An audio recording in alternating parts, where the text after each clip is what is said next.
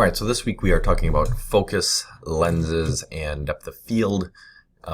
We've really kind of talked a lot about depth of field already, so we'll just kind of go past some of that, although we're going to talk about some perspective distortion that happens also with the lenses and things that happen that can sometimes be mistaken for depth of field issues. As it relates to focus, really, don't always trust your autofocus. Sometimes you really got to look at your image through that viewfinder. Don't always trust the LCD screen. Really look at your images, making sure they're in focus before you go taking a picture. Now, one thing that really doesn't get covered a whole lot here, and I realize, some of the stuff, the book kind of jumps around a little bit, but remember, we've got perspective, and perspective kind of gives us our illusion of depth in a photograph. So we have, like a vanishing point. So when you look down this image, you've got these train tracks, and, as they go over time, they go back, and there comes a point where the image vanishes out there. And so this kind of creates a three-dimensional space on a two-dimensional picture, and it gives us some visual clues. So really, a vanishing point is something that is created by pretty much any lens, any focal length. There's nothing that you can do to cause or prevent this. Over a great distance of distance, two parallel lines are eventually going to converge. Now remember, we talked about like focal length and perspective. So when I have a camera and I'm looking at it with a normal lens, these two parallel lines of this car frame should appear parallel. But when I start using a telephoto lens, if I stand back from this car frame and I zoom into it, suddenly now the car frame starts to bend out. Likewise, if I stand too close to it, and so I go with a wide angle lens, the car frame starts to bow out the other way. So we want to be very cognizant of creating these perspective distortions. And we've got pin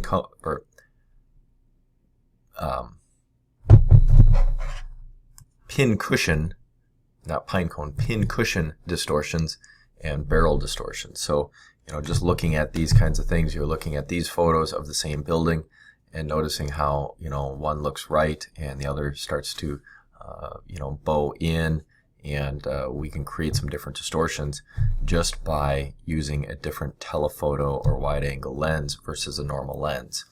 These are great things for artistic photography, but remember, our version of photography in CSI is giving true and accurate representations of the crime scene, not artistic renderings. So some of the things that can happen here, take a look. We've got a couple of experiments that have been done where I can have lined up a bunch of things. And so here we've got these two water bottles. Now take a look at about 55 millimeter, which is, pretty close to normal human eye. They are a distance apart at 34 millimeters. Different, they start to kind of almost look like they're further apart. This bottle has gotten smaller. At 18 millimeters, look at it. I mean, it looks like it's across the room, and yet they have not been moved. Likewise, these three cans, 70 millimeters. So you're fairly close to our natural human eye, a little bit, off. And look at how they're lined up here at 24 millimeters. You can see a great distance from them. At 135 millimeters, they're almost like in a row. The heights of the cans even, they're kind of stacking up here versus here. You can kind of see that height where, okay, there's definitely a distance here and there's a distance here. But take a look at 300 millimeters. It really looks like they're all in a row. And you can notice a little height difference. So obviously this can is back further away, but that's about the only clue you have. So something else that happens to us too as we start looking at some of these depth cues and we start looking at some of these things with our lenses and our perspective is, how far away of something. So here I've got this semi-trailer. Feel free to pause the video if you want and take a second to look at the scene and how far away do you think this semi-trailer is from where our photographer is standing.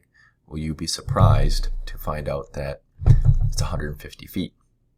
And so every, 50 feet here, we have created something to give a visual clue, and now you can suddenly see, oh yeah, that is 150 feet. So coming back to what we had talked about previously with focal lengths And the idea here is that we've got our normal lens, which is right around the 50-55 millimeter zone.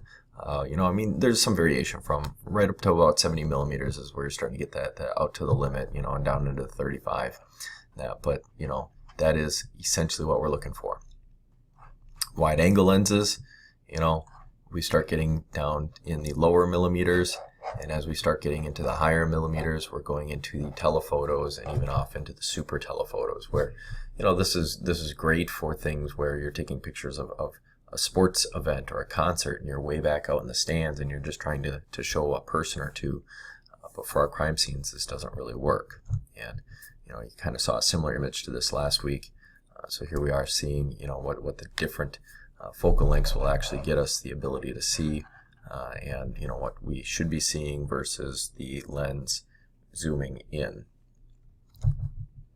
All right, so the idea here is, what are we looking for? You know, a little looking at autofocus and manual focuses. You know, that's not a big deal, but look at your lenses where you've got, you know, a 70 to 300 millimeter lens. So as we're clicking at these different lines, that's telling us where we're at. So this lens might not be the best choice for crime scenes in some respects, because you're even at the 70, which is the upper limit of your normal lens. Now, here we've got a different lens that goes from 18 to 70 millimeters. And so here we've got the ability to, with this lens, to go with auto and manual focus. So if I'm able to focus in on this object that we're taking a picture of automatically, great. If not, there's actually a little lever over here. You can just barely see it in this picture where you've got the M and the AM, or you can actually take and manual or autofocus and slide that little slider over, and that turns on or off the autofocus on the camera. And, you know, with the 70 to 80 millimeters our zoom, so there's our little thing telling us what we're at. So if we put it here by the 50, we're going to be at our normal lens. Here we've got more of a macro lens. Nikon doesn't call them macro lenses, they call them micro lenses, whatever. But what we can end up here is when we talk later in the semester about macro photography, which is close-ups of fingerprints, you can see where we've got, again, some different settings that we can get into, manual or autofocus, and even the ability to change the aperture right here on the lens versus automatically changing those apertures and everything in the electronics on the camera. And once again, you've got a couple different settings. This one is always going to be at about 60 millimeters though, because it's got the ability here with this focal length to also, it has magnification built into it. So it's got a magnification lens on it. So just kind of looking at an array of lenses here, and you can see just, you know, lots of different lenses, what things different look like, even some lenses where you've got, you know, what f-stops they're able to go down to, and even the fact that we've got some of these are fixed millimeter, fixed focal lengths, and then some of these, you know, are adjustable focal lengths as you get going through here.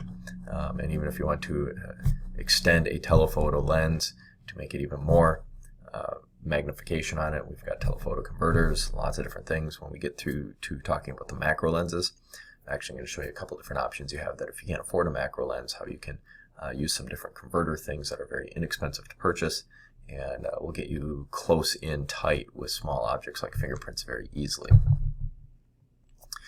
So just a reminder, 50 millimeter lens, most like the human eye. You know, we typically talk about 35 to 70 millimeters is normal, and so 50 millimeter, 55 millimeter, depending on the manufacturer, is kind of our sweet spot where we really want the human vision. So we've got a 50 millimeter lens, that's all it can do. These are great for crime scene work. Sometimes people can't afford these, so you might end up with one of these adjustable lenses. This one's a 28 to 80 millimeter. So just kind of keep it set here at the 50 millimeter mark if possible. Try not to be zooming in and going around too much.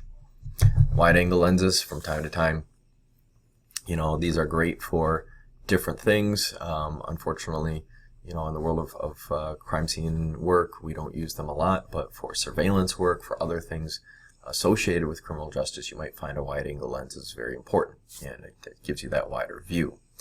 Much like telephoto lenses, being able to zoom in and see something far, far away. these have a lot of excellent applications out there in the world of surveillance and observations of people. Not really for crime scenes, but when we're doing surveillance work, you really want something like this. And we can get telephoto lenses so big and heavy and they can magnify so much where you pretty much need a tripod to hold the lens itself. When we talk about macro lenses, we will be covering more about this, but our macro lenses are designed, or if you buy from certain manufacturers, they call them micro lenses, but it's designed to get small things like fingerprints and get in close. So here's a macro lens. Sometimes our macro lenses might even have flashes attached to the lens, or being able to attach to the lens, because we want to get the light down in there right on that fingerprint, or right on that small piece of trace evidence, that hair, that fiber, the small item that we're looking for. And then we also have a specialty lens like a fisheye lens. Textbook doesn't really talk about it. Just be aware that they're out there, and be aware that we really don't have any good uses for fisheye lenses in CSI. They make some really cool pictures. They're kind of cute. Yeah, that's about it. And lastly, there's a specialty lens out there called a tilt shift. Tilt shift is really not used in CSI. Tilt shift lenses are a form of a macro lens. They actually do provide a lot of magnification. The problem with the tilt shift lenses, though, is they also create some odd, weird distortions. So like this picture is an example of a tilt shift, where this is actually real people. It looks like a toy. Yeah, but this is somebody took a picture from up high, and using a tilt shift, it causes this weird little bit of blur over to the side and blur over to the side, and you actually end up with the center of the picture very in focus. It's not a depth of field issue. It's the fact that the lens tilts left and right, and so the light's coming into the lens at an odd angle and bouncing into the actual medium that is recording it. And so that bending of the light causes this kind of effect, which ends up causing things to look like they're miniatures and not actual, real world objects. Tilt shift photography is very popular. It's its own little art form. Again, we don't use this in CSI per se, but we have found that this kind of lens is very helpful to us when we have fingerprints on mirrors and glass and various surfaces that are reflective. A couple of researchers have found that you're able, because you're bending the light, you're able to get an image of a fingerprint on a reflective surface without having that surface reflect back at you. So it works out quite well, but these tilt shift lenses tend to be very expensive, over $1,000 usually to buy them. So you won't see them being used by too many criminal justice agencies. All right, so that's what I have this week. Real kind of short. There's a lot of stuff about depth of field, and there's a lot of other things that we have already touched on in other recordings, so I didn't need to keep rehashing and rehashing and rehashing. Just be really aware of your perspective and your perspective distortions, and how not using a normal lens can sometimes distort that perspective and cause some issues where you have things that look like they're further apart, closer together, where you have objects that will start bending and bowing that are not bending and bowing. And so this is where we really need to worry about whether we're taking fair and accurate photographs or not. All right, if anybody has any questions, let me know. Otherwise, I will be talking with you next week. Thank you.